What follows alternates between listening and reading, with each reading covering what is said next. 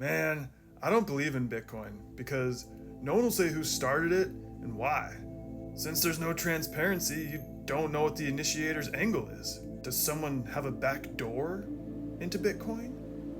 It's all a big secret. Hey, what's going on, guys? My name is Sayer. This is Integrating Bitcoin, and I teach you things about money that you may not know and how that's related to Bitcoin. That little monologue I just did at the beginning was actually a comment that I got on my video yesterday. And it's actually a very good comment because it speaks to many, many different things very concisely.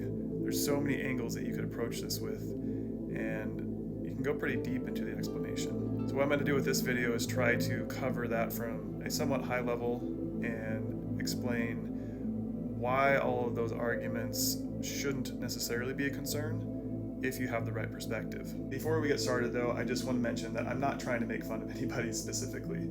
I'm more just kind of poking fun at the human condition in a sense, because we get so stuck in our biases and in our ways of thinking from previous systems that we've been in our entire life that it's very difficult to see new things and see their potential until maybe the adoption is too far gone to where we can't even benefit from it ourselves as much as we could have. And that's the reason why I'm making these videos. I'm trying to spread some awareness around Bitcoin because I think it can change your life if you take the time to learn about it and maybe shift some of your perspectives. Alright, so as I said, there are a lot of different angles and we could go super deep into the explanation of all these things, but we're going to try to just cover them from a higher level in this video. So this first part of the comment said, I don't believe in Bitcoin because nobody will say who started it and why. Well, the short answer to that is Satoshi Nakamoto started it.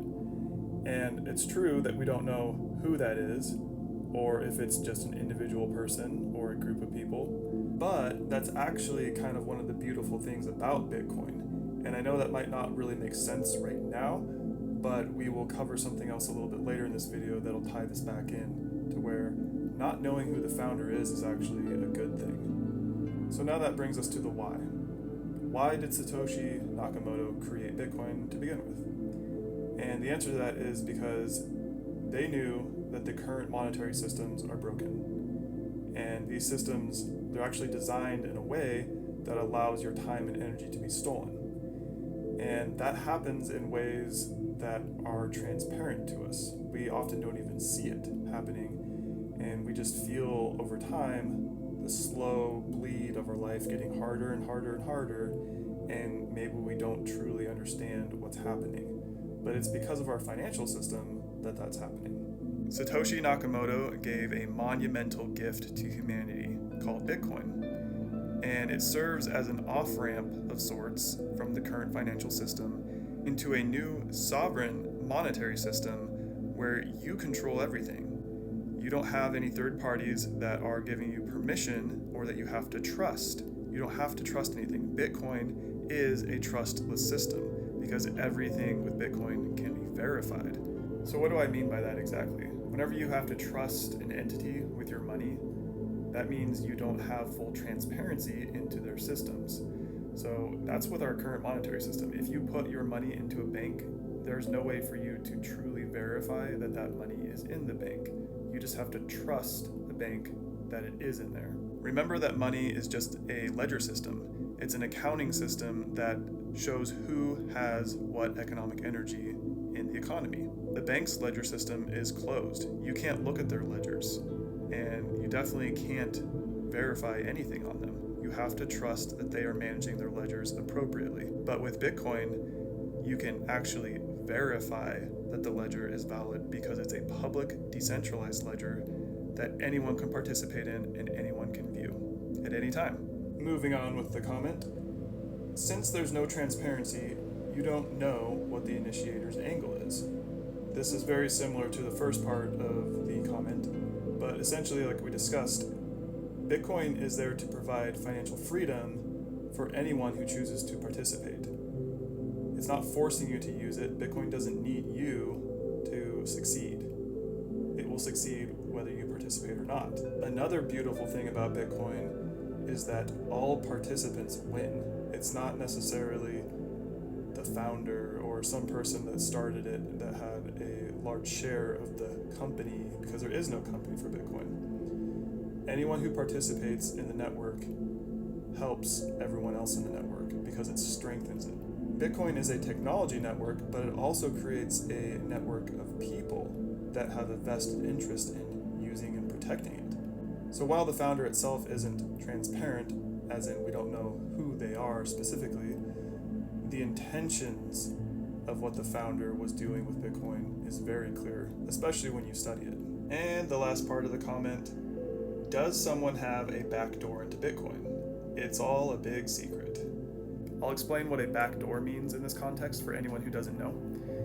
So that's referring to, it's a term used for any sort of computing software that allows someone to gain access to the system whenever they shouldn't be able to. So it's a mechanism that allows potentially the creator of the software or the founder of the software to breach the secure system and gain access to the inner workings of it whenever everyone else thinks, that's probably not possible. And this does happen. Actually, our very government likes to do this. They want to create backdoors in software systems so that they can bypass encryption and get at people's data. And for a real world analogy, it's where the name comes from, the back door, right? So if you have like a secure fortress or your home's all secure and you leave your back door unlocked, then someone can just walk right in, like it's not locked. And that's what a backdoor creates in software. So this concern about having a backdoor into Bitcoin, it is a valid one. And I always encourage people to question things and research and come to their own conclusion. But in this case, I'll just answer that all Bitcoin software is open source. That means that the code that actually runs the Bitcoin network and the Bitcoin protocol and all of the workings of that is completely public. Everyone can view the code to it.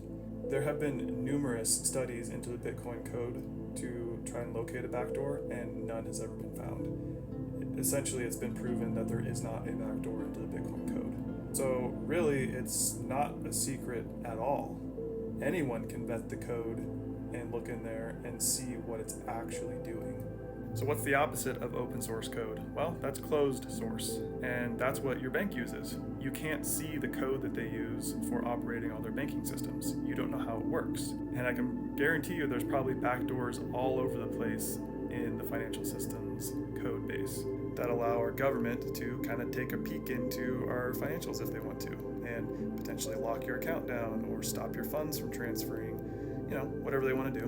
One more piece of good information I feel like is appropriate to drop here is that every other crypto project out there besides Bitcoin has a founder and a company. They have properties that are centralizing. They have tokens that are more similar to stock than a monetary asset. It's like you're buying shares in this company by buying their token. And they will absolutely fail and collapse if the company fails, because the chain, the blockchain, the token, the crypto, whatever you want to call it, it relies on the company to keep it running. It's not running without it. And that's the difference between Bitcoin and all of the crypto. Bitcoin is autonomous in its functioning, and it requires no central authority or company to run. All right, so in closing, do you remember how I said that Satoshi Nakamoto being anonymous is actually a good thing for Bitcoin? And that is because there is no central point to put pressure onto the system from. Just like in a company, if you want to pressure them, you pressure the CEO. There's some sort of entity that you can pressure to create leverage in the system or to get someone to do something that you want them to. With Bitcoin, there is no central point of control, so you can't actually put any pressure on the system at all. But that being said, it's also important to note that if Satoshi Nakamoto ever does come out or get discovered, it ultimately doesn't matter anyways, because Bitcoin is already too big. It's not like Satoshi Nakamoto can do anything to control it, because it is a public system that is controlled by the people, not by any individual person or company. Bitcoin is the future, and anyone can participate. Go ahead and follow me for more content like this.